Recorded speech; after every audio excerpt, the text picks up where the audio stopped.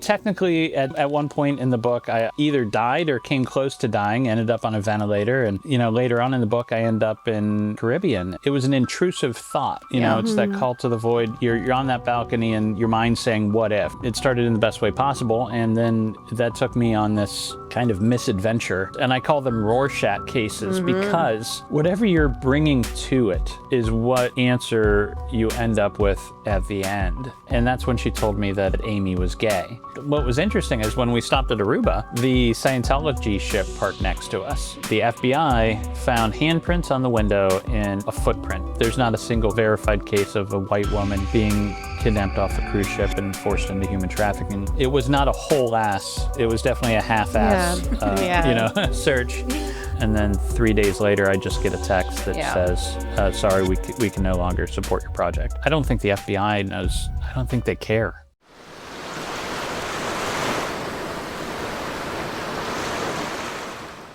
Hello, everyone, and welcome back to Coast Files, your podcast for ocean mysteries and true crime. I'm Chantel. I'm Lindsay. I'm Megan. And I'm James Renner. You had to think about that for a second. Welcome, James. I'm James Renner. Yep. What's James Renner? We used to always have to practice our intro, so now we have an extra voice joining us. So welcome, James. Thank you. Thanks for having me on. Have you delved into the Edmund Fitzgerald yet?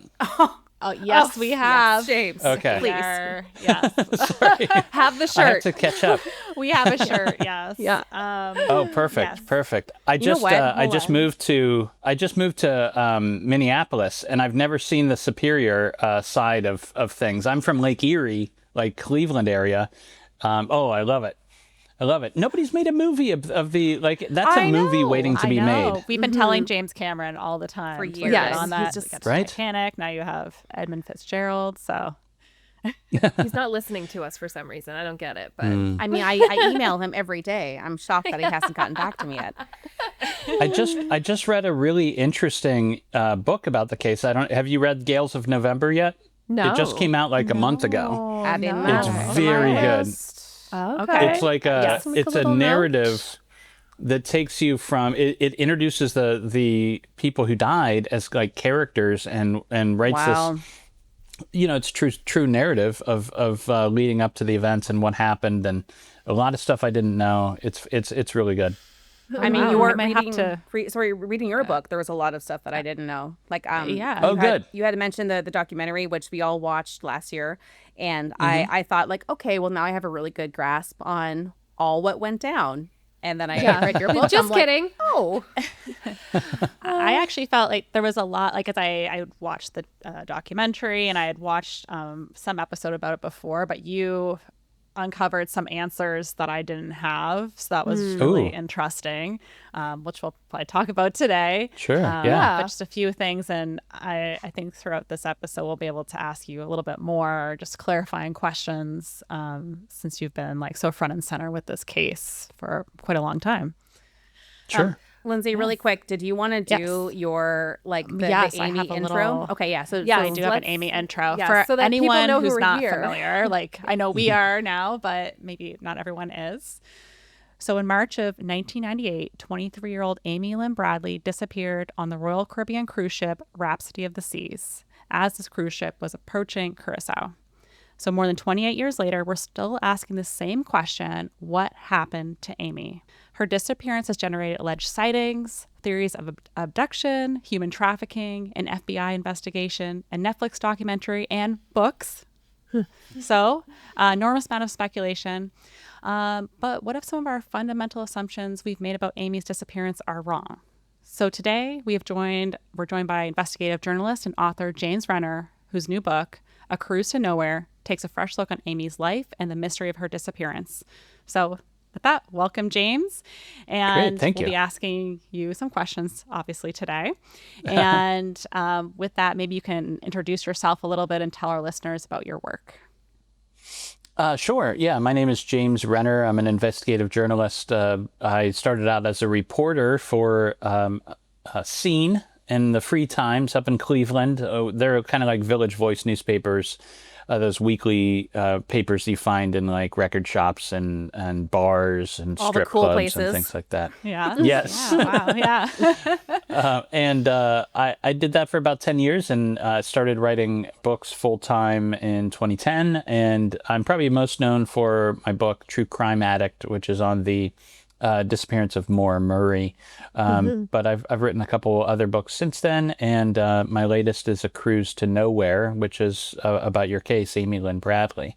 And I remember trying to think through, what case I was going to look into next. I was lucky enough to have a 2-book contract with a publisher, and so it was kind of sight unseen. What's your next true crime book? And I had a short list of mysteries that have always fascinated me, and Amy was on that list. And I really wanted a case where the family was supportive of what I was doing and helpful. And Amy's mother got in contact with me and said, "Hey, let's do this book." So that's kind of how it started. It started in the best way possible, and then that took me on this kind of misadventure that took a couple years of my life to do, and probably took a couple more off at the end. I mean, you really did go through it, like Rhea. I know. Roller coaster. Yeah, I mean, technically, at one point in the book, I don't know. I think I either died or came close to dying. Ended up on a ventilator, and later on in the book, I end up in the Caribbean and investigating a missing persons case on Curacao, and then hunting down the suspect on the island of Grenada. So it took me places I'd never expected to go. I never expected to meet an exorcist. I never expected to go on the same cruise as Amy. And it was just, it was a wild ride.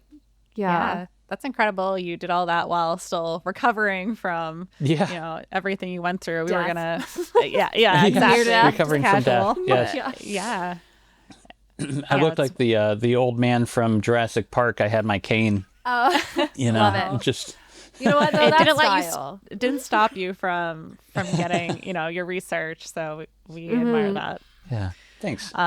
So last week I covered more of a high level overview of the case, just so our listeners could have that information coming in today. But we'd also recommend reading your book, A Cruise to Nowhere. Highly recommend. Just pause and read it.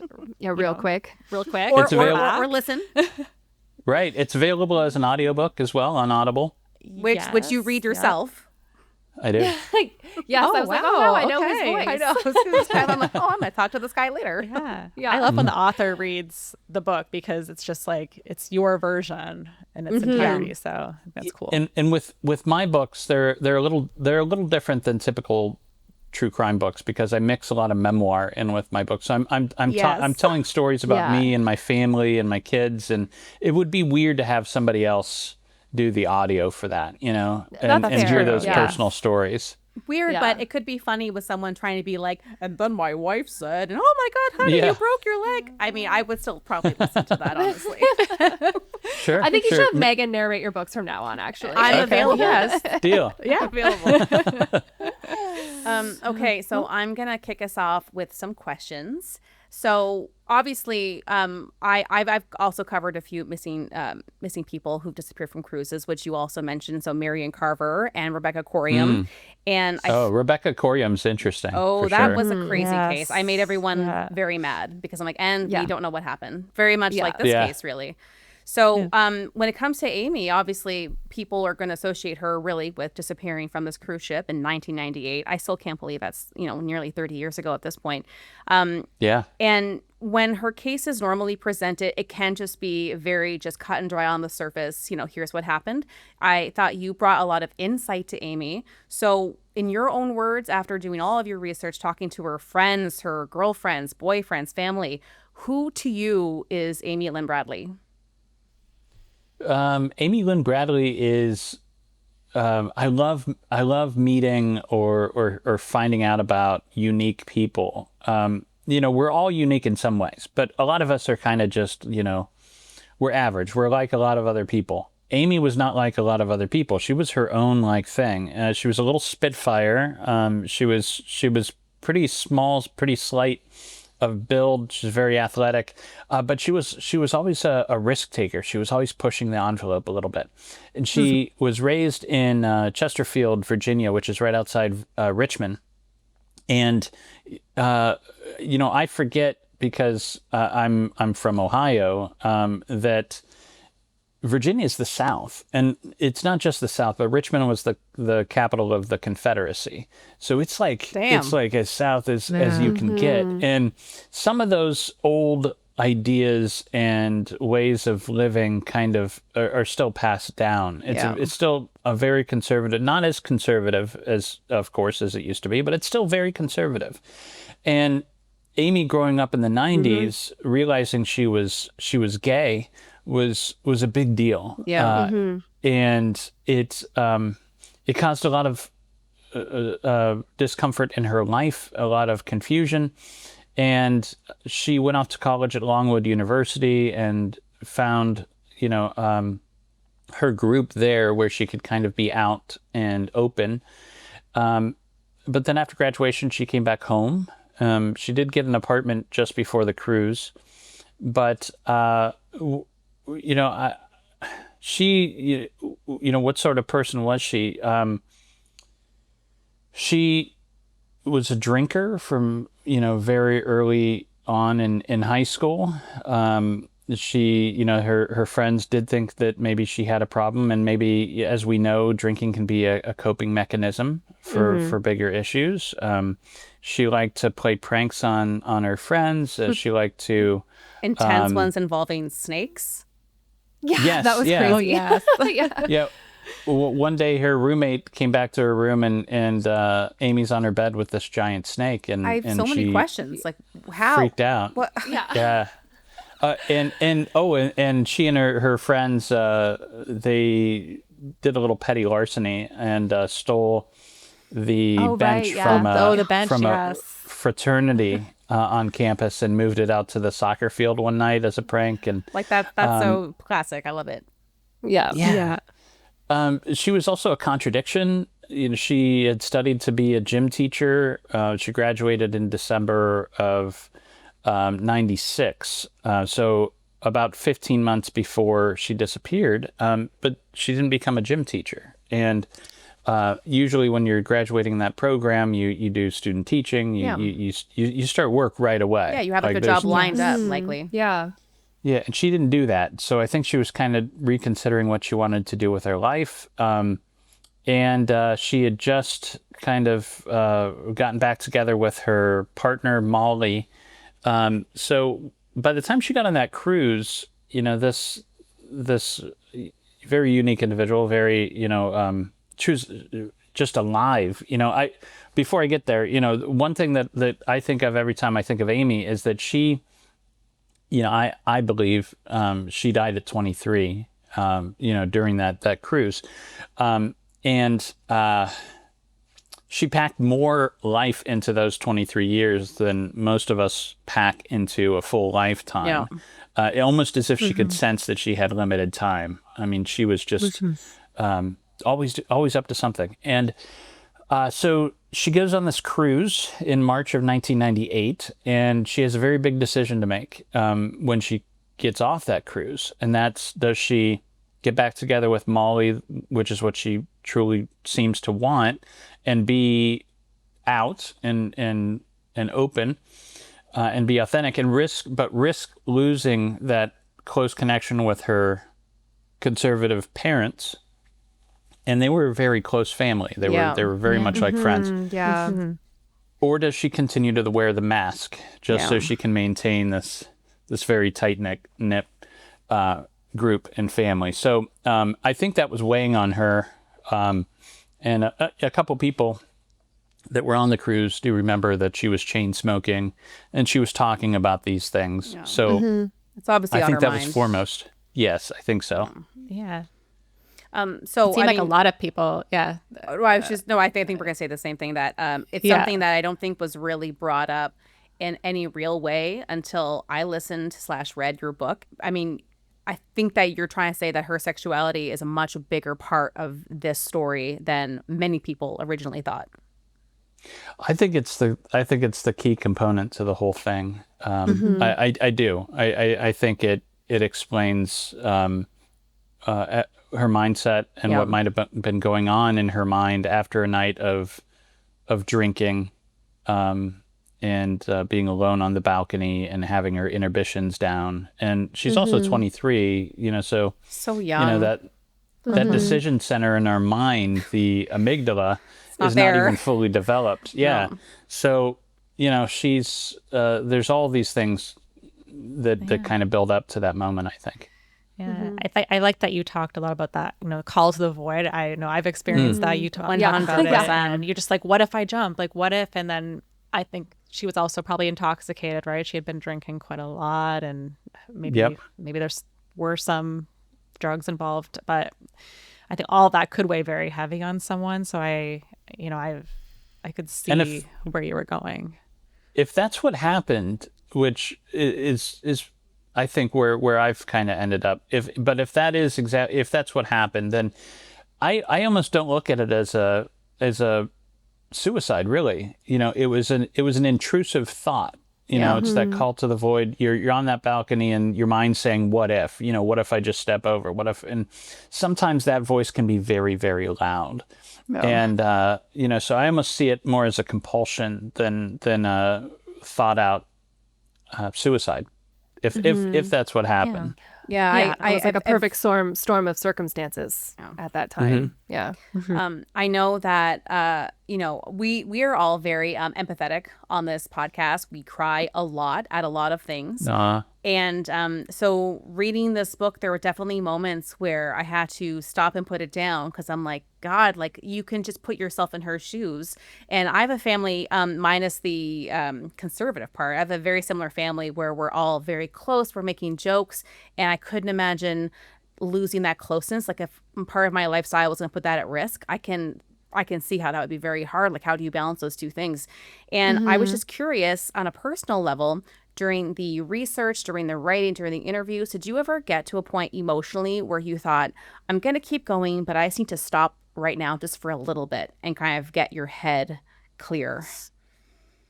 Not with this one. I have done that in the past. My last book was called Scout Camp, and it was much more personal, and it was about the Boy Scout controversies and abuse that happened in there, and that was really rough, and I took some breaks. With this one, I plowed straight ahead because I had a feeling that if I slowed down, I wouldn't be able to pick up that momentum again. Yeah, gotcha. And so that's what drove me through this one. But there were some, difficult things. I remember driving around outside Richmond in Chesterfield with Amy's partner Molly, and there were some moments with Molly where I definitely got choked up a little bit, and we were talking about Amy for sure, and the things that they had gone through, and Molly's life after Amy's disappearance, and grieving her and her relationship, such as it is with the Bradleys, and but also just Molly and I connected, very personally, and like just fast friends, and there was a moment where I had that we were going over the bridge over the James River, and Molly showing me where they used to swim as kids, and I had just had surgery a few weeks before that, and I was having a little trouble getting around, and on top of that, I could feel that call of the void. We're on the edge of this bridge, and we gotta keep you off of bridges. Oh my gosh, yeah. I know, right? Yeah, you need to be safe over here. Tethered to someone. Yeah, and Molly's like, Molly said, "Here, take my arm," and so we held each other to get off the bridge, and she made a joke. She's like, I bet people going by are thinking, our car broke down and we're an old married couple, and I'm helping you back to the car, because that's sure what it looked like. But so there were some very sweet emotional moments for me during the course of this, but not any that caused me to set it aside for any time. I reading reading the sections with Molly. Molly just seems like such a sweetheart. Yeah, I really she just does. liked her personality, and she just seemed like a kind of funny, no nonsense, but just sweet, very just warm. Yeah, probably a good compliment to Amy. And it sounds like even today she's still very affected by Amy's absence.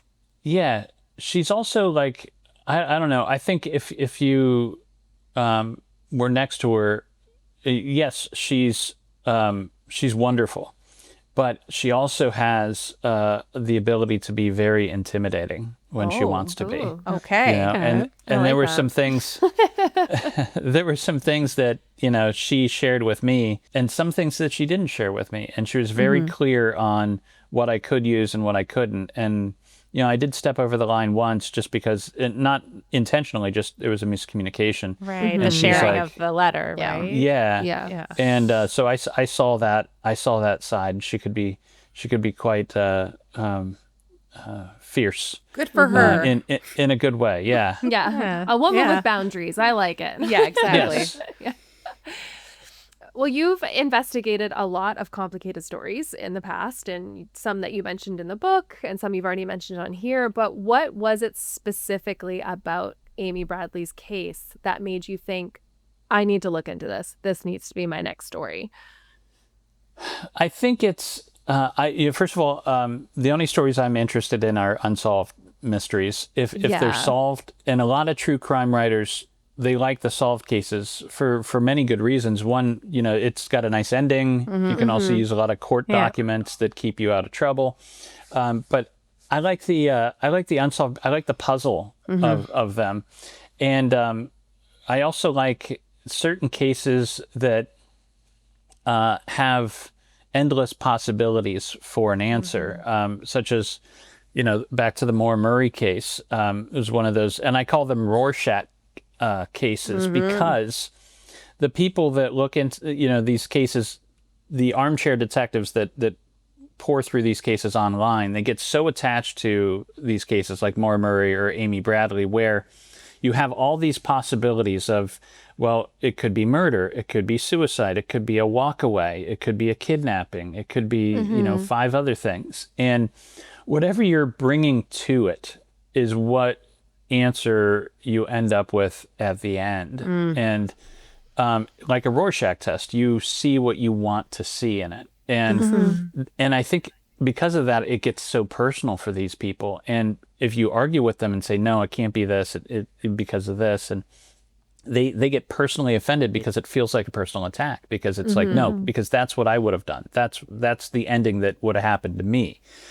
So I like those cases. It causes a lot of discussion, you know, and people can talk about it endlessly. With this one, I feel like I got closer to the likely answer than I have with many of the other cases.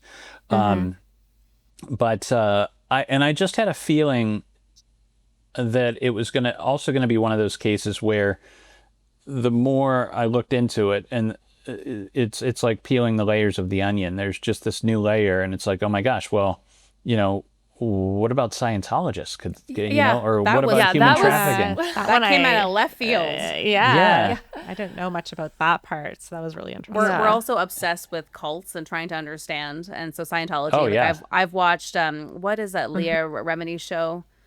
It's not going clear. Yes, and the one from King of the Queens, right? Yeah. So I've watched her show. Like, I'm just obsessed with understanding, and I learned all about the Sea Orgs, and it's like just a casual billion-year contract. Like, what? Right. So when you mentioned that, I'm like, no, he must have thought he was writing a different book, because what does Scientology have to do with this? And yet it was like it was an element. Yeah. It was insane. Well, when I first heard that, you know, Brad, her brother, thought that Scientology might be involved in some way, I'm like, come on. But then you hear that the Scientology ship was parked next to the Rhapsody of the Seas the night night she went missing. And then you look into the Rhapsody of the Seas, and they do have a history of alleged kidnapping. You know, there's a very famous court case that's still ongoing, Valeska Paris, who was in the Sea Org and claims to have been essentially held captive in the Scientology ship at the same time that Amy went missing. And, Wow. I reached out to her through, we have a common friend. And, so I didn't talk to her directly, but she got word back to me, and she's like, she doesn't think that Amy had anything to do with that ship, and she doesn't remember her at all. So Just crazy timing. yeah, really weird timing. And, you've got Scientologists that show up at the hotel room after Amy goes missing to like do all sorts of weird things with the parents and ask weird questions like, well, tell me about something you haven't lost. Yeah. Or, what? That's going to haunt that my was dreams. really weird. Yeah. There's these things that you think, oh, it can't possibly have anything to do with this case. And then you look a little deeper and it's like, well, yeah, maybe. Yeah. But your job as a journalist is to still explore, right? So Yes, exactly. Every avenue. And I liked doing stuff like that, so like devoting a week to researching Scientology in the Caribbean and the history of that, or devoting a week to the statistics of people falling off ships and with the cruise lines and how that works, and the history of voodoo and obia in the Caribbean. That's I think that's what I really like about my job is it gives me the excuse to spend a week researching weird stuff that you go down nobody... rabbit holes. Super jealous, actually. I really appreciated that in your writing as well, because I find that we do that when we're doing this podcast together, is like, we're like, here's this topic, but also here's this side thing that I learned about this thing that I had to learn during this, and I went a little bit deeper on this side thing. So now you also know about this. So I really enjoyed learning all those different little statistics and tidbits in the book as well. Thank you. It kept Thank you. it really very interesting altogether. And it all did tie back in, but it was like, oh, and by the way, this little thing. Okay, Amy. But then also this little thing. It always kept me very engaged. I know, I learned a lot. So did I. I learned a lot. Thanks. Yeah. The scariest statistic for me is that I didn't know going into this is if you go overboard off a cruise ship, whether it's intentional or not, whether you just decide as a joke to jump into the ocean or whether somebody pushes you, there's only a 25% chance you're coming out alive. Yeah, that was nuts. Yeah, that was... That blew my mind. I've actually never been on a cruise ship, and I think keep it that way, but I like being on the water. I just, the thought of being... It sounded like James and his wife and friends had a great time. And I still think about that true crime one. So yeah, James, you want to come with us on a true crime cruise? Yeah. Let's do it. Yeah. I honestly feel like that's where I'd be safest. So somebody would figure it out. Someone would be on the me. case right away. They'd figure it out. It's generally like the statistics are still in your favor. It's generally safe. But if something goes wrong, you're in so much trouble because the jurisdiction, if you're assaulted on a cruise ship or, heaven forbid, thrown off, like the person that, like, the jurisdiction is not the United States. It is the country because all these cruise ships have figured out that if they claim a home port in some other country, they don't have to pay tax in the United States. So, even though the majority of their clients are United States citizens, and hopefully that's something that'll change. But for instance, so if something goes wrong, the jurisdiction that has the right to investigate it and make arrests is the investigating force of that home country. And in 1998, the Rhapsody of the Seas was flying the flag of Liberia. And I had to look it up. And I'm a pretty smart guy, but Liberia is Western Africa. And at the time, in 1998, they were involved in a serious, bloody civil war. So nobody cared about looking to see what happened to Amy Bradley, and that's who would have been investigating it. Damn. It's very similar when we were doing Rebecca's case. I believe it was the Bohemian police. And I mean, I think that if we had James on the ground, we would have got more information. But from what I was able to glean, it really just sounds like he spent, like 9 hours, 10 hours on a boat, interviewed a handful of people, did a look around. It's like, well, I guess we won't, and then left, and like that was kind we'll of never it. know. I guess we'll never know. And Yep. then you know, Disney was like, well, here you go, Coriums. Here's a nice check. Just keep this to yourself. And what a shame. And that's kind of Did where they make them? it ended. Did they have to sign an NDA? Of course. Yeah. Of course. Yeah. Like it's all about just keeping everything nice and calm, and please buy this drink package and this Mickey Mouse T-shirt, and you know, you'll let's forget just forget everything. Exactly. Yep. Okay. Next, in your book, you talked about the medium Amanda, and Oh yeah. when she was describing certain things, I felt like it kind of felt like it was a pretty well-known picture of Amy and her family, and the information that she was giving out was to you was pretty well known as well. Is there any part of you that thought that maybe she knew some of this stuff before you went and met her, or did she really know nothing about the case, or kind of how did you feel with that experience? Or is it like you'll never truly know? You know, I'll never really know. But, you know, Amanda and I go back to when we were kids. I used to play around with her when I was like 6 or 7. She lived next to my grandparents and out in Ravenna. And like I always kind of like working in psychics into my books a little bit. Not because I tend to believe them, but they have a way of helping you think outside the box and seeing the case in a way that the detectives don't. And by the way, the detectives will tell you on record, they're like, we never use psychics, blah, blah, blah. Yes, they do. Yeah. All the time. They all the totally time. do. Yes. So I always find it helpful at the beginning. And so she reached out to me and she said she was a medium. And I'm like, well, I got this book, you know, can we meet up? And she did. Yeah, I had the same thought. Some of those, you know, like she's describing the shirt and it's definitely in the picture and, you know, some things like that. And, you know, she said, you know, she didn't really do any research before that. Who knows? But then she's talking about she sees Amy and she knows there's some message she has to give her mother, and she's standing in this garden of red flowers. Yeah, and that was the one part that stuck with me.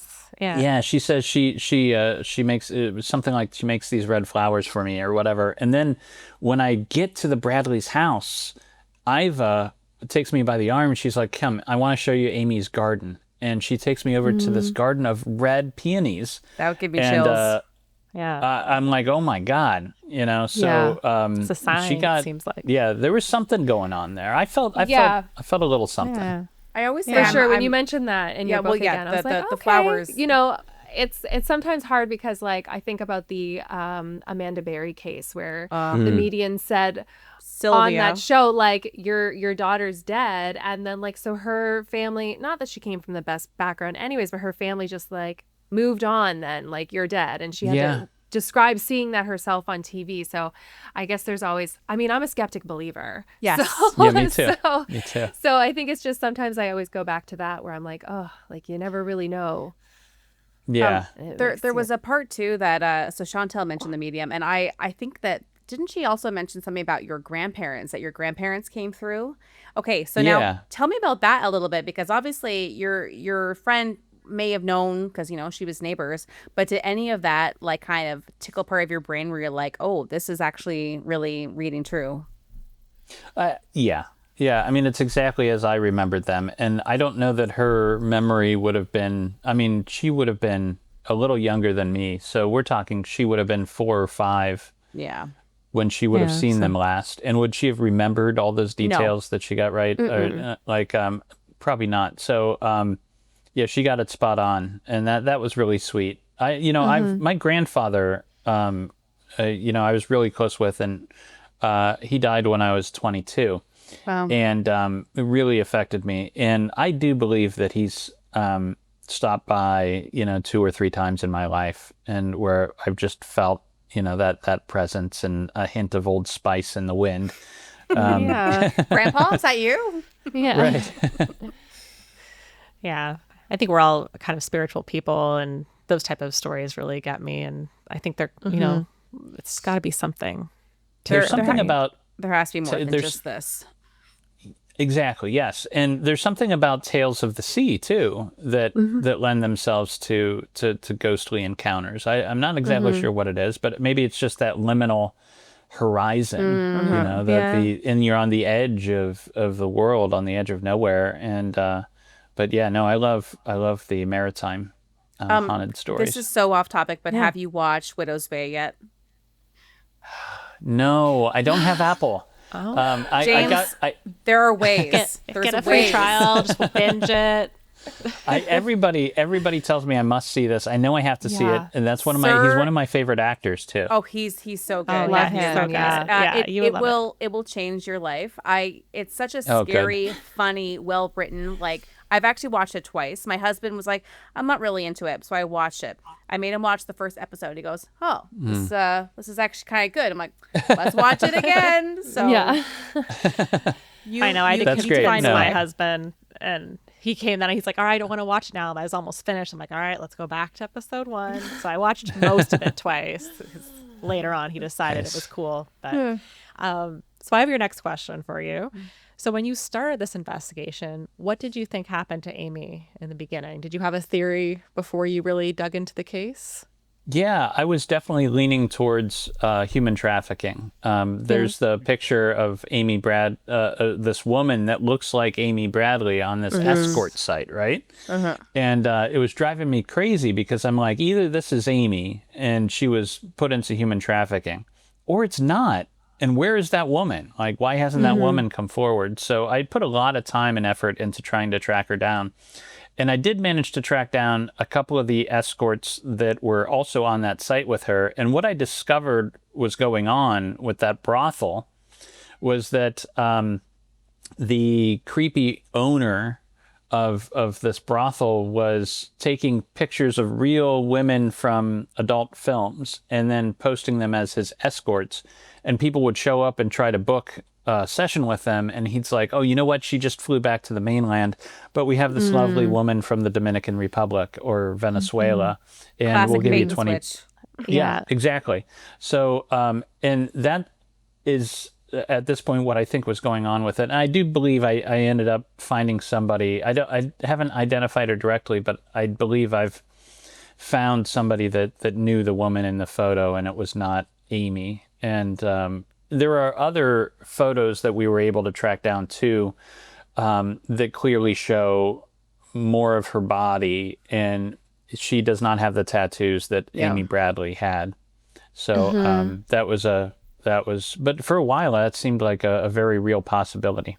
I mean, that's the camp I was in until reading your book. So. When you mentioned that there was actually other photos where the tattoos weren't visible, that kind of blew my mind a little bit, because I'm like, it could be her. And the FBI had said that it is her, right? At one point they said that. You know what? To correct that, it was never the FBI. And I think what we got in that documentary was some creative editing is my guess. Because I don't know how it happened. But the person that made that claim was not an active FBI agent. And, you know, and is also using a process that is very, very subjective and up to interpretation. So nobody's been able to confirm that it was Amy. That's fair. It's always disappointing, like when you watch like episodes of Forensic Files, and then you're like, yeah, but I know that they already debunked all this stuff now. The teeth marks, like that's not a thing anymore. Right. Yeah. Now I guess it's always possible someone could have put makeup on to cover them potentially, but I think your evidence around someone claiming they knew this person, and I didn't even think of the fact that someone could advertise pictures that, you know, those women might not actually be there. It didn't really cross my mind. So it's such a good point, I thought. That woman probably had no idea she was on that escort website. She probably, you know, if she's alive today, she probably still hasn't pieced it together. I mean, hopefully by now she's seen the documentary and everything. Wait a second. Wait a minute. Yeah. She could have come forward like, that's me. So. Right. But also, like, are you going to come forward and say, maybe you have a couple kids now and you know, you're working a decent job. I was the sex worker back in 1998. Damn. That's me. Yeah, blown your whole life. Yeah.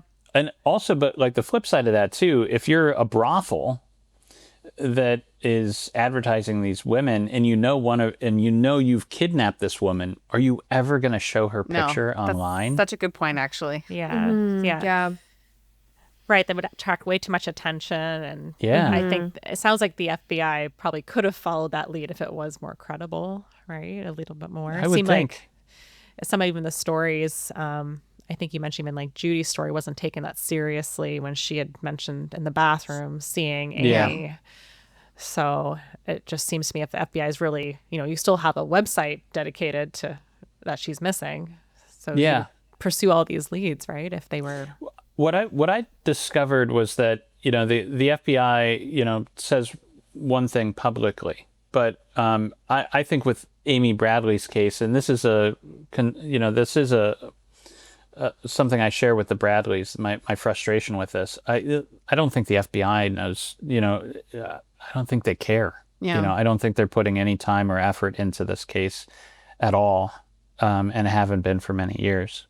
I think that the American government wants something done, they get it done, whether or not we know about it directly or indirectly. So if they wanted to find Amy, I have to imagine that they would have found her. Like if she could be found, yeah. Well, yeah, exactly. If she's alive, walking and talking on an island somewhere, I think someone would, like, there's information that's out there that she could have been tracked down. Like, you really did flip my brain around. So I was very, very firmly into the human trafficking camp. And now I feel like, whoa, it's actually almost more likely, like what you said. I mean, we're going to get into that part. And maybe you've already answered this, but do you recall at what point your initial theory on human trafficking fell apart? Was it that photo or what was it? I think everything changed for me during a conversation with one of Amy's friends, Sarah, when I could tell that she had more to say, that she wanted, and these are interviews that I typically prefer to do in person because of this reason, because it's hard to read people over Zoom. But she was so obviously broken up about something and like I'm like, what? What do you, do you want to, just share with me, what's going on? And that's when she told me that Amy was gay. And everything from that point on changed the way I saw the case. Yeah. And I think maybe that's one reason why it's been kept a secret all these years. Because if you add that into the mix, then it starts to make a little more sense that she has this turmoil, that she has these big decisions to make, that she's, her mind is all caught up in what's going on in her life. And that's a lot of stress for a 23-year-old. Well, and like we mentioned, especially when you're 23, your brain is still cooking. So you're young, you don't really know how to process, I mean, even like a girlfriend breakup. And then it sounds like that she may have been thinking, I either choose my family and I'm not my true self, or I have to give all that up to be who I really am, and then I lose my whole family. And so that's a lot for anyone, let alone a 23-year-old young lady. And she had like a brief moment when she was in school where I think she got to really live, the way she wanted to. So getting that taste like of that. it, and then to give it up, but you love your family. That could be. I can't imagine what she was going through, but it couldn't be easy. Right. I have just one more follow-up about that. So, when you had your theory, it changed. What safeguards did you put in place for yourself during your research to make sure you weren't, you weren't just imposing a theory, you were actually taking all that evidence in and constructing it because of what you're getting? I like that question. The answer is, if anybody tells you differently, they're lying. You can't.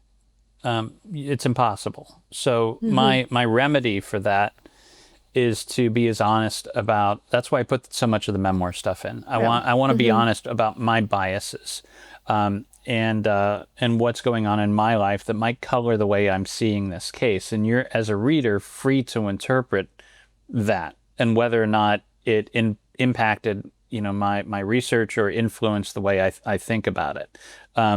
Because I just think it's impossible for you to try to do those mind games and keep yourself totally objective. I think it's impossible. I think that you took it in such a great way, though, because, like you had mentioned, you went in thinking what a lot of us were kind of spoon-fed almost, which is the human trafficking theory. And you were pivoting. You're like, well, now there's evidence that's showing me this. And so you didn't just say, no, there's no way. Like, you didn't pick and choose and cherry pick. You said, well, the information is here. It's more likely this way. And you just kind of followed it. And I mean, you even followed up with Yellow, who we will talk about later. Yes. So you really went down every single path and the given path that everyone's kind of told. And then you came at a different conclusion, but it was something that you didn't even search out in the beginning. So I thought it came across very authentic, and your personality made it like you were discovering it as you were writing, which I thought was kind of interesting. Yeah, Thanks. you allowed your Thank theory you. to change. So I think that's great. So I want to talk a little bit about just the timeline, because that was, I think, a big part of this case as well, is like establishing that timeline, and so because it could eliminate maybe some other theories. So what was that difference between 4:30 and 5:30 a.m. and why did it matter so much? It's very crucial to the case because so the Rhapsody of the Seas was pulling into Curacao, and at the time they would drive down this transit down this channel under the, I think, St. Julian Bridge, and then dock there. And that channel is relatively narrow, and they were pulling in there, I think, around 6-ish. So Ron, one version of this story is that her father, Ron, saw her sitting on the balcony at 5:30 a.m. and then he went back to sleep, woke up at 6, and the balcony door was open and she was gone. And that's when he started to search for her, which is also interesting because, she's 23 years old. Why is your first thought that, she's in trouble if it looks like she left the room? But I ended up making contact with Amy's aunt, Marion, who is no longer a part of the family. She was married to, I believe, Iva's brother at the time. But back in 1998, she was the family spokesperson for a bit. And she gave interviews in the, a day, 2, 3 days after the disappearance. And I always like to go back to the very first newspaper articles because those tend to be the most factual, and influenced by everything that's happened before. And in those early articles, Marianne says that Ron last saw her at 4:30, not 5:30. Now, the reason that matters is because if it was 5:30 and she either went overboard on her own or she fell off, she likely would have been found. There was it wasn't that far from shore. Somebody could have seen it. There was a search done with boats all around that canal. Her body likely would have been found. But if the original reports are right, and it was 4:30 and not 5:30, the ship is further out at sea, and they were not searching in the right area. And I think it was 4:30. I think that was the correct timeline. You made a good point, because I've heard before, it's like anytime you remember something, really your brain is just remembering the last time you recalled it, not the yes. So it can change, just like the game of it's telephone. Like a copy of a copy. So it reminds me of a very early AI where there was this trend where it just would take a photo and it said recreate this photo, and it would make it a little bit different, and then the start to finish was like a completely different like monster version. Also with the time, like this is 98. This is well before smartwatches and cell phones. So if you're looking at a wristwatch, it's very easy. I mean, even if Ron didn't do it like maliciously, it's very easy to think you see 5:30 when actually it's 4:30, or vice versa. Like it's not impossible. Do you think that like the 5:30 though, that he just changed his mind, or was it that he was just remembering it differently all of a sudden? I really have no idea. I just know that the 5:30 time makes it more unlikely that she went over the balcony. Yeah. Because her body would have been found. So do you think that you're more convinced that it's the 4:30 time because of what you saw, or because you now have this idea, like the article that you read from the aunt, or do you think it's because you now have this more so strong belief that she went overboard? That's a good question. I'm sure it's painted a little bit by my personal belief, but also it was in the the very first reporting, which tends to be more accurate than it's fresh for these cases. It's fresh. Yeah. Okay. And the aunt I spoke to, she lives actually in the Caribbean these days. She retired. Yeah. Yeah. Right. Which, You said that. Yeah. If I was writing the novelization of this, I'd go to visit the aunt, and Amy would answer the door down there, right? Yeah. Right. Oh my God. I did wonder if that was going to happen. I won't lie. I was like, and I opened the door, and Amy was on the phone, or But she That told me would not be to tell wonderful. anyone. So yeah. But the aunt, swears to this day. She's like, well, if I said 4:30 back there, it was 4:30 because I got that directly from Ron and Iva. And it was within like a day or two. So like your brain's like, it was this time. And also when it's super fresh, I feel like you're probably a little more locked in on the details. But like, 30 years later almost. Yeah, your you memory would have had to be slides. manually changing like times back then too. Like my watch, I would have had to wind that back. Yeah, to adjust for between time different difference. time zones. So it's something else at sea. It's not always consistent. Speaking of being at sea, James, you did what I think every single person ever reading any true crime case would want to do, is that you literally went to the scene, you went on the same boat, and you took like virtually the identical same cruise. You did a great job in your book of kind of painting the picture, but from your own words, what was that like, both for you personally, just there as a human enjoying the cruise, but then knowing that you were on the exact same boat that Amy was last on? Yeah, it was surreal, for sure. Back in 1998, the Rhapsody of the Seas was the largest cruise ship in the world, and it had that title for like 6 months. And now it's right? Not even a year. Wow. Not yet. Oh, yeah. And today it would be considered relatively small. It can hold around 3,000 passengers and crew. And then you look at the Royal Caribbean Icon of the Seas, which can hold up to about 10,000. That's No, that's 10. It was like disgusting. 7,500 was the biggest. Wow, Yeah. 10,000. Damn. So it feels relatively small, even though you've got lots of different rooms. You've got a casino, and you've got a bunch of different bars, a piano bar, and you've got a big dining, a 2-level dining room. And there's plenty of places to like walk around. And I really, I took my wife, and she took a bunch of her friends with her, and I hate to say, we had a great time, but we had a good time. I did some snorkeling, and I wanted to see the layout. There were a couple things I really wanted to see. I just wanted to get a sense of the ship. I wanted to see the Viking Lounge where she was seen dancing with the bass player Yellow, Alistair Douglas, and so spent some time up there, and then I really wanted to see Curacao, but I think we weren't getting to Curacao until like day 5 of a 7-day trip, and I needed to I wanted to make sure nobody that worked for Royal Caribbean knew that I was there researching the case until after So hold on. So we James, got to Curacao. was this you? Yeah.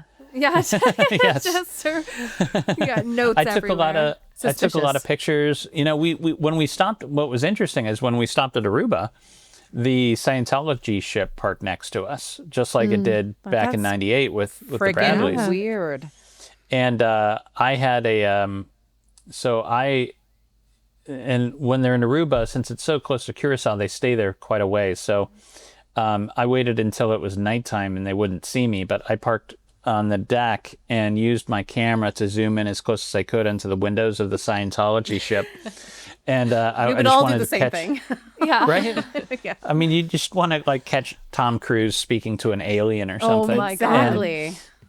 Exactly. But all I saw was a conference room where they were showing old L. Ron Hubbard films. But it didn't seem like anybody was in distress over there either. So most of the really interesting information I got came on the last few hours of being on that ship. And as everybody was disembarking, leaving the ship, the crew was all busy with other stuff. Nobody was paying attention to anybody. So I went up to the Viking Lounge because I've always had this a question as to whether or not there was another way for Amy to leave that bar that night with Yellow, if that's in fact what happened, like some people theorize. And so I was able to go up to the bar and then just walk through the door behind the bar. And there is a service elevator there for the crew, and that goes all the way down to the crew quarters and through the whole ship. So yeah, there's a possible way she could have got out of there.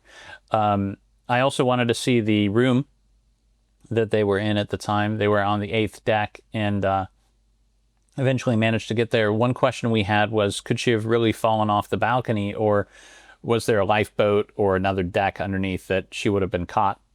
And there wasn't. It was a straight shot down to the water, 8 stories. Damn. So, and the room itself was smaller than I expected, and would have been really close quarters for 4 people. You know, if the pull-out couch is done up, like especially if there's any animosity kind of feelings, I can imagine that would have been way more intense for you if it's a small room too. Maybe that's one reason you want to sleep on the balcony. You're like, that's the only other place you can go. Yeah. Yeah. Also, I really didn't like the husband's attitude about you going back to the room. I wanted to punch him in the face. I was just like, dude, listen, okay, your wife did the right thing, because it was, from what I recall, it was a middle-aged woman and her mother and her daughter. She's like, oh, interesting. Let me wait for my husband. Not because she can't make her own decisions, but because, James, you're a man and we can't trust you, really. Yeah. No, I get it. So you come back and the husband's all suspicious. You're like, you're going to be leaving. Let me just walk in your room. I know. If my husband's not interested in a true crime case, then I'm like, I married the wrong man. Yeah. And even with the whole don't come in right now, come in when you're leaving, and then like when I'm leaving him be like, hey, this guy's trying to get in this room. I'm like, get out of here, man. James has to investigate. Yeah.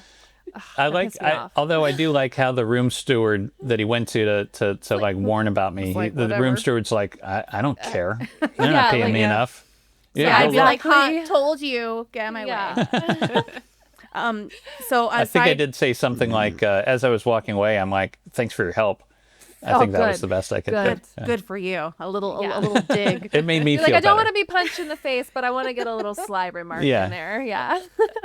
Exactly. So obviously, based on your experience, it sounds like, aside from you thinking about Amy and trying to kind of figure out like the lay of the land for her experience, how did you feel? How did your wife feel on the ship? Did you ever have any weird experiences, or feel unsafe, or feel like, wow, I'm all alone, anything could happen? Like, I'm just curious on if you had any thoughts like that. I do believe in that sort of thing. I do. Like I said, I think there are times that I've felt the presence of my grandfather around, and but on that ship, I was like trying to be open to it, and like, do I get any sort of vibes from Amy? She walked these halls. The only thing at that point that separates us is a single dimension, time. All the other dimensions are there, and so like, would I be able to feel anything? And honestly, I didn't feel a thing on that ship. I felt when you get close to the balcony, I do feel that familiar call of the void. But nothing from Amy. The only sense of danger that I got on that ship was the realization of what and this is such a bummer thing to talk about, because it's not exciting, but the most dangerous thing on those ships is the drink package. It's scary. It's I might $800. stick to like non-alcoholic drinks at that price. And if you do that, by the way, you have to call them and explain, I don't want this drink package. I'm just going to get the sodas or whatever. But which is what I did. But on the ships, they have these drink packages, usually for around $800-900, where you get unlimited drinks for the week. And if you want to buy a drink without a package, they're about $12 to $15 per drink. So if you get that package and you want to party, in your mind, you're like, well, I got to drink at least 6 or 7 drinks to get my money back. Yeah, or you're like, or right. I want to drink 10 so I can stick it to Royal Caribbean. So they incentivize drunkenness, Binge drinking. Yeah. binge drinking. And that more than anything leads to all the other troubles that they have, all these assaults and people falling overboard. And, you know, and even drowning, I can imagine. Like there's hot tubs and pools. Like At it's just that math, to get my money's worth, I would have to drink 9.5 drinks a day. I'm not doing that. That's disgusting. I couldn't drink more than 2 a day, period, if I were. So I might as well just buy them, a la carte. Yeah. So you guys are on the ship, and it's you and 3,000 other people visiting and workers, and you never felt like there was a creepy man, bad energy. Like I don't feel safe. Like you felt just mostly good, vibing. I'm trying to remember. No, I never got that. I never got that feeling. Everybody's looking for. Everybody's extremely nice to you because they want some good tips at the end of the week. Yeah. No creeps. But again, I think one of the reasons that might be is I'm 48 years old and a white dude. I'm that not could be part in any way. Right. Maybe I would have felt different if I was a young woman. Especially around all these people that are incentivized to get drunk every day. Yeah, that's fair. Bringing it back to like the cruise ship safety and everything, and Amy, do you think now that the cruise ship employees acted appropriately to still open the doors when they thought someone was missing, and they waited some time before paging Amy because they were like, we don't want to disrupt these other guests? Or do you think that they have a duty to make sure that everybody on board is safe before letting people off? Because I've worked in, customer service. God, I did it for 15 years before I became a nurse. So I kind of understand the dilemma here of like this one person versus, God, how many people did you guys say was on board again? 3,000 other people. 2,000. Yeah. So how do you feel after all of your investigating and knowing what happened? I think Royal Caribbean is they're mostly interested in the profit and the maximum happiness of everybody on board. It's a capitalist thing that everybody got into by going on that cruise. And it's one person, out of 3,000. Are you going to hold everybody? How long are you going to hold anybody? What would holding people do to solve what happened to Amy either? Because you're scanning people as they're coming on and off. So I don't know that it would have helped any. And what they're hearing, at least early on, is that there's this 23-year-old young woman who was last seen on a balcony. The parents believe she left the room. She's an adult. She's free to do what she wants to do. There's no sign of any distress. There were cameras in the common areas, and I do believe they checked those cameras to see if they could find her. They didn't find her, so it's not like there was any sign that anything was terribly wrong. Worst case scenario is, she went over, which is not what the family was saying. But worst case scenario is she went over, and then like, how does keeping people on help that? As rough as that sounds. No, yeah. It was, you actually mentioned too on the 8th floor, that was right by like I think the staff quarters. And so I imagine there would have been maybe a camera around there, but I'm just surprised that she wouldn't have been captured at all, I wonder if there wouldn't have been a camera in the hallway. I never got an answer on that. Yeah, I find that shocking that there wasn't one that was readily available. I mean, that happened with the Rebecca McCorium as well. Corium, thank you. Corium as well. Remember, they were like, oh no, not enough cameras. And we're like, guys, are you sure? But no cameras, like at any point finding her. So I thought was Although I did look around when I was on the Rhapsody, even today, there are not a lot of cameras, which blows my mind, because so much has changed since 1998. The one thing that, I'm sure it wasn't as tightly monitored as it is today, but like nowadays, nobody's getting on or off the Rhapsody without a log scanned in and a picture of who you are and when you left. Wow. Okay. Yeah. So tighter security. Yeah. I mean, which is good. In the book, you described how they do those bomb search and those the Charlie when they were- something. yeah. So do you feel like, I mean, maybe that one guy did that you spoke to, but do you really feel like they did a thorough search of the ship that day? Or do you think it was kind of like maybe one section did, but another section didn't, and they kind of half-assed it? Or do you I think it's probably that they more actually... of that. Yeah. I think I think it was not a whole ass. It was definitely a half-ass search. But they did search, especially in all the common areas. But I think at one point they said they searched every cabin, and that was definitely not true. Yeah. Yeah. I could see that. And So the crew, for the most part, was tasked with searching their own quarters. So if any, I if found any that of the interesting in the book. Yeah, that could be like, well, Yeah. I searched my room, and then who Yeah, she's knows, sure maybe not you're here. involved. yeah. So let's go back to that balcony. So you were in the room, you were on the balcony. What surprised you most that you couldn't get from just photos? Being there in person, what stood out? It's a little bigger than I expected. It's a little wider. There's a lot of room out there, and but it's also like it would take you less than 2 seconds to climb over, and If you wanted to. If you wanted to, yeah. One of the bigger things I discovered was the effect that the balcony door would have had on Yes. Amy leaving, and I thought this was an interesting clue. So the family's version is Amy decided to leave to meet up with Yellow or somebody, and managed to come in through the balcony and then tiptoe through the room and leave out the door into the hall without waking anybody up in that very tight space. And also no shoes, if I recall. Yeah. Yes, yeah. So odd.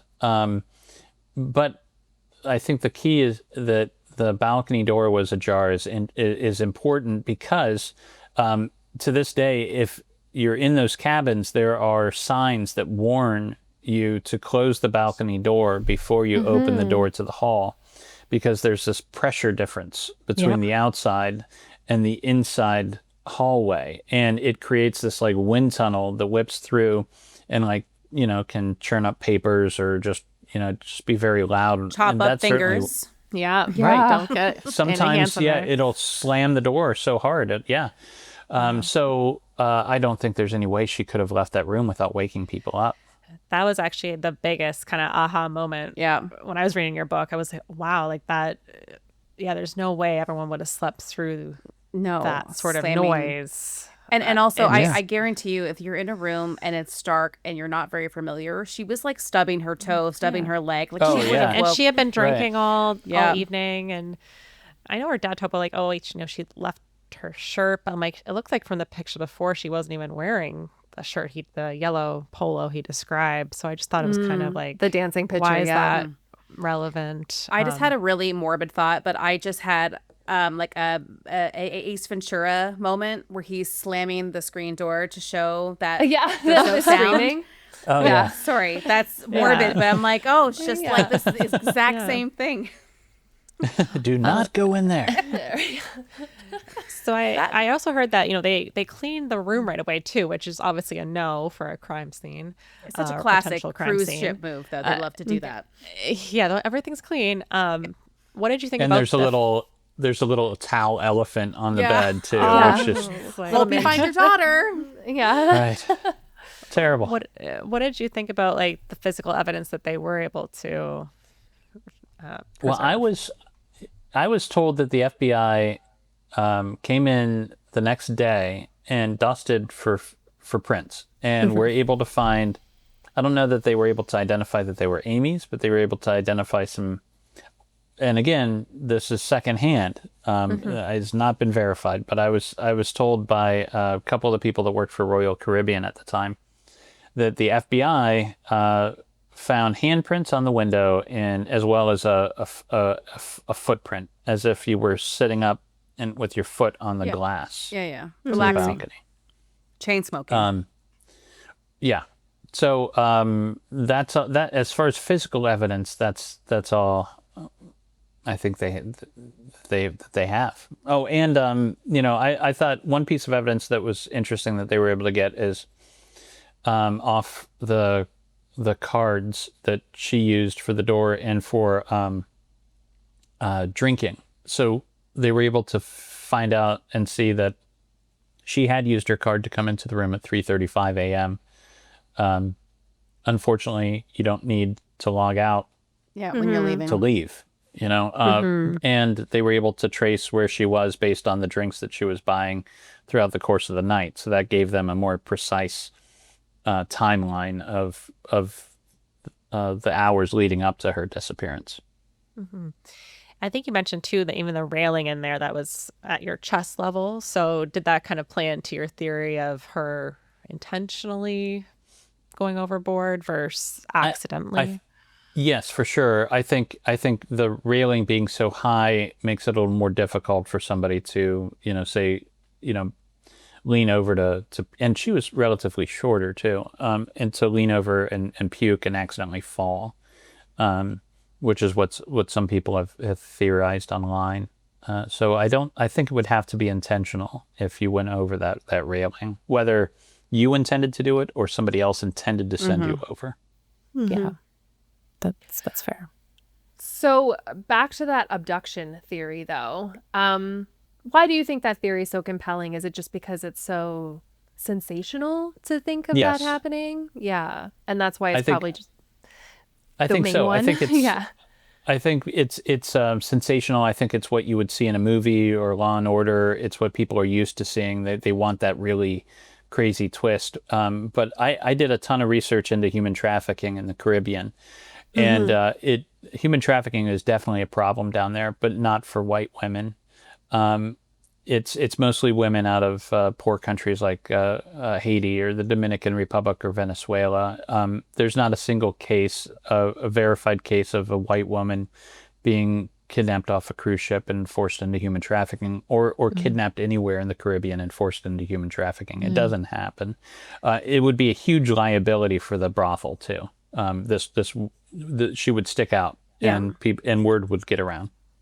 Yeah, I found that very interesting when you said that, because I guess to me in my head it sounds like something that it must happen all the time and like and can happen to anybody. But when you said that in your book, I was like, oh wow. I really think that the movie Taken just affected all of us deeply. Oh yeah. And I'm like, that will happen to one of us one day soon. Is just where my brain goes. Yeah. No, it doesn't. It doesn't really happen. And I make a living off of writing about bad things that people do, but having done this for 20 years, I'll tell you 99.9% of people are pretty decent, and are not secretly murderers or kidnappers, and you're going to be very unlucky to, and I'm sure all women run across 2 or 3 in their lifetime, if not more, but generally. Even people in other countries, are decent. This stuff isn't happening like it is on TV or movies. I mean, which I guess is a good thing. I always try to go for the good in most people, and then you prove me wrong, and until then, I'll assume that we're okay, unless I get a spidey sense that I have to go with my spidey sense. Yeah. Going back to a medium again, though, and finding the hut with the Tic Tacs and the Marlboro cigarettes. And you did actually clarify a question that we had last week in the podcast, because we were like, can you get Tic Tacs there? Or is this something that's very not available? So while it's not proof, it seems almost too much of a coincidence that they told them to go to this place and that Brad found this hut. And with those specific things that Amy used to have on her. Like, what did you think about that? Yeah, I thought that was really odd. But I did go into some stores in Curacao when I was there, and I don't think it would be impossible to find those things. Maybe it would have been harder back in 1998, but not today. I think you could find those Do you things. think too? I know tourists sometimes give locals gifts, Oh, Yeah, that's sure. true. Yeah. so they could have acquired it that way. And Right. That's Right. actually very fair. I just thought of Yeah. that right now. Yeah. Lindsay cracking the case wide open again. So some of those alleged sightings of Amy over the years, was there any that kind of really, even maybe today, like could have been kind of credible to you? I know ultimately you have your theory, but were there some Yeah. that stood out?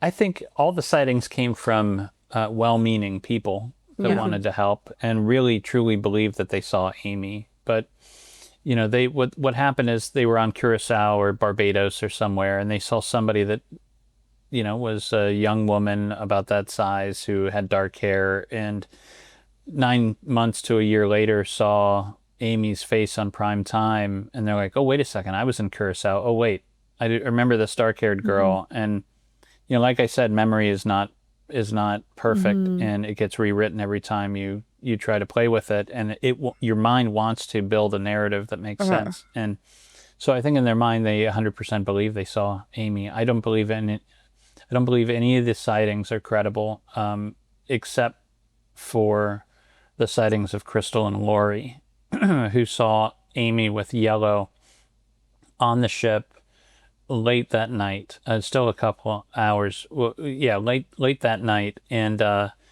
they had been drinking, and they see Amy go up the glass elevators with Yellow to the Viking Lounge, and then they I don't know, half an hour later, Yellow walks by alone and it says hi.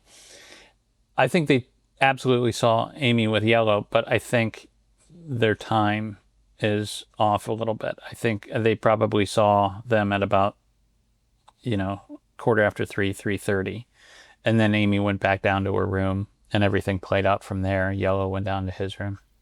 I found that very interesting about the dad, about not giving up certain information about him going to get Amy himself around that time. So I certainly would have had some follow-up questions about that if it had come out. I interviewed the family, and we went over the timeline in detail about 3 different times, from like what happened during the day into the evening to when he last saw Amy. Nowhere in there did they tell me that there was this moment where Ron, at about 3:00 in the morning, comes up to the Viking Lounge to tell Amy and Brad, hey, look, it's pretty late and we've got some stuff to do tomorrow. Why don't you come back down and call it a night? yeah. And if he would have gone up there, he probably would have seen Amy and Yellow dancing, and they were dancing pretty closely. Even though she was clear with him, look, I'm gay, but, we can dance. And he's married with a child, but whatever. Right. And yeah. But Probably I don't completely think amicable. Yes. I don't think Ron would have liked that. I don't think he would have what we've liked that. learned. Especially, So, based on what we learned about Ron later towards the end of your book, which was also like a rug getting pulled out. I'm like, I thought his family was like, oh, these such nice, loving, accepting, tight. Well, accepting to a limit. We all knew that they were having a hard time kind of even acknowledging that Amy could have been anything other than straight. Yeah. Yeah. I did also wonder sometimes with some of these, going back to the sightings of her, is that maybe there are some people who are sex workers over there who have heard about the story. Maybe they're trying to get a way out, or maybe they're trying to con people and they're using her name to get attention. That's one thing that always kind of I thought about whenever I watched this. So Yeah. I don't know where that all goes. So just to kind of, bring things together, you had said before during this book, when you were working on this case, that really you didn't want to work on a case when where the family wasn't involved. And unfortunately, that's kind of what ended up happening here. You weren't on the same page with the family.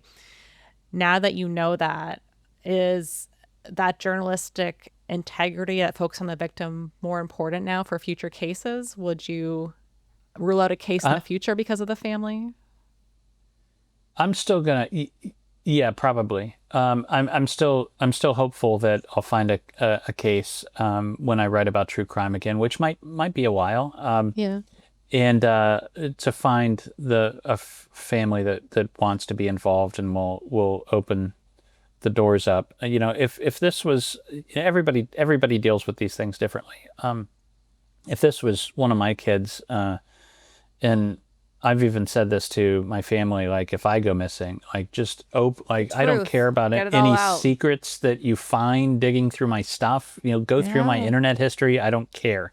Just find out what happened. And there's so much pride wrapped up in this one, especially where you have a certain way that you want your daughter to be seen, and the truth paints a very different picture. Not a bad picture, a more complicated picture, a more nuanced picture, but not maybe the one that you want people to see. And I knew as soon as I found out Amy was gay that I was going to lose the family support. And I kept telling myself, no, this one's different. And, I told Iva, I told her, I'm like, I'm afraid I'm going to lose your support. And she's like, no, this is about Amy. You'll never lose our support. And then 3 days later, I just get a text that says, sorry, we can no longer support your project. And I'm like, well, I knew that was coming. I'm surprised it took 3 days. I was really holding out hope for Brad. I thought that Brad seemed like he was kind of the only one that maybe was a little more like 2024, a little more with it. Yeah. But... and then you saw some posts. Yeah. Very conservative. Okay, guys, so I'm just going to skip down to the lightning round. That's okay. Let's do it. Okay. So full disclosure, everyone, we loved talking to James so much that we talked, and we are going to skip some sections. Maybe if James wants to, he'll come back and he'll do a part 2. But for now, because a man needs to eat, we're going to skip down to our lightning round. So, James, these are a few questions that we had after reading your book, and they are crucial to knowing you more as an author. Oh, boy. Number 1, how's your leg? I have a titanium rod now, and many bionic. I am more machine now than man. And some wires holding my ankle together, but I honestly don't feel it. Like people will say, well, I can feel when the weather gets cold. I can't. Yeah. Okay. So technology's changed. You're going to go off in the airport now too, or something. Actually, it doesn't. I thought it would. It does not set off the. Okay. I think because it's titanium. It's It's the good stuff. See, he has all that fancy new metal. Right. This is not really a question, but I said a comment that I thought it was so funny that you left your keys in the hotel room. That made me laugh so much because I actually lost and refound my passport. I'm like, okay, put my passport right here so I don't lose it. And then I couldn't fucking find it. And then I ended up finding, but like I did the exact same thing. Oh, that was terrible. Yeah. I specifically, so I get to the hotel in Grenada, which is as far from my home as I've ever been.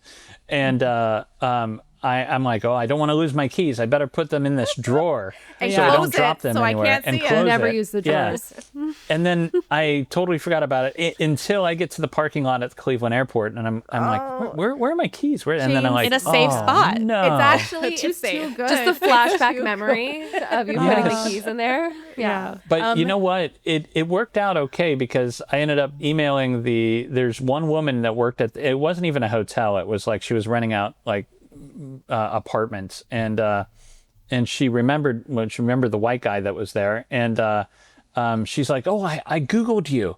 I just ordered your book. She's like, okay, yeah, I'll mail you the keys back. Just I had to Venmo her like $80 to get the keys back. What? You know what? It makes for a funny story. You already kind of answered one of my questions. Did you quit vaping, James? Want to make sure you're healthy. Yes. I saw that too. I saw that. I was like, oh, bad boy. Unfortunately, I'll tell you what, it's been a crazy 6 months, and I picked it up again because of the stress. And not to go into the full story on this podcast, but the book was a lot about my family. And I did end up separating from my wife back in I'm sorry in to hear February. that. So Okay. I am currently like I'm living in Minneapolis. I moved here about a month ago and looking for opportunities here. So big changes. So I'm like, that fucking sucks. You know what? You're allowed to vape then, okay? Totally. Thank you. Yeah, you go to town. What is harder, investigating a 28-year-old mystery or actually sitting down and writing the damn book? Definitely writing it, because each story has a specific structure it wants, and I don't know what that structure is going to be until I get far enough into the research to start to see what the book is going to be. And because of the memoir type stuff, I'm also kind of looking at what's going on in my life, and this one worked out well because my life was a mess through the whole thing, so it made for good reading. It was a fun time to read it. I was like, God damn, James. So I when I sit down I have to figure out the structure before I start writing, and I always, when I write with two books in mind, usually sitting next to me as I'm writing. In one book, I'm thinking about tone. So, in one book, I'm thinking about structure, and when I say thinking, I mean stealing. And it's never what you would think. So, like when I wrote the book on Amy Mihalovic, I was thinking about the tone of In Cold Blood, but I used the structure of Stephen King's It. Oh my God! And it's three sections divided by interludes, and each chapter is kind of a short story. And I'm like, oh, that works perfectly for this. Short story?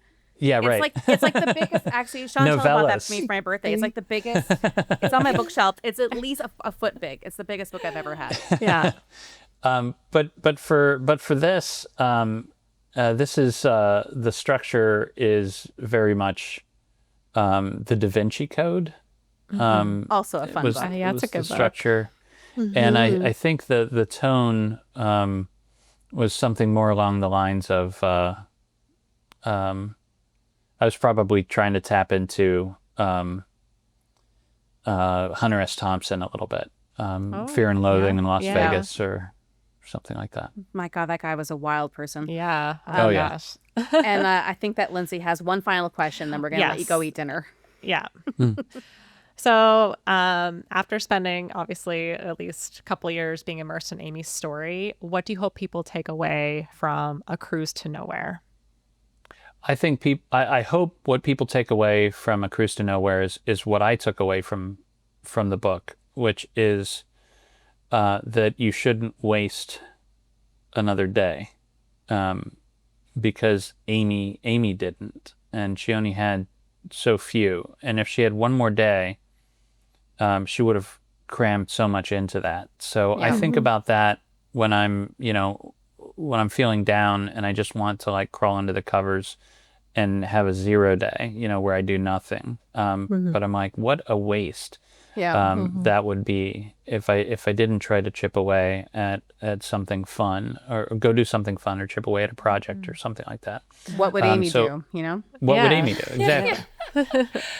Yeah. That's a great takeaway. She would go dunk on someone on the basketball court for sure. Yeah. And then put a snake on their bed or whatever. Yeah. Exactly. Well, we'll let you go eat, James. Yeah. Thank you. Thank you so much. This was such a great time. Obviously, we yapped your ear off for an hour and a half. And we do sincerely hope that you'll come back for a part 2 at some point. Yeah, maybe for your next book. Okay. Yeah. Okay. There you go. Very good. Yeah. Okay. Thank you so much, James. Thanks so much. Thank you. Okay. Bye. Bye. Okay, everyone. Bye. Thank you for listening today. We loved having you. If you liked the episode, share with your friends, family, or anyone who would enjoy it. Also, take a moment to review our podcast on Apple Podcasts, Spotify, or YouTube. Leaving us a like or comment really helps. If you'd like to buy us a coffee, please visit our coffee page at www.ko-fi.com/coastfiles. Email us at coastfilespod@gmail.com. Follow us on Instagram at coastfilespod, or visit our website at www.coastfiles.com. You can find the sources for today's episode on our website. See you next week with a new episode.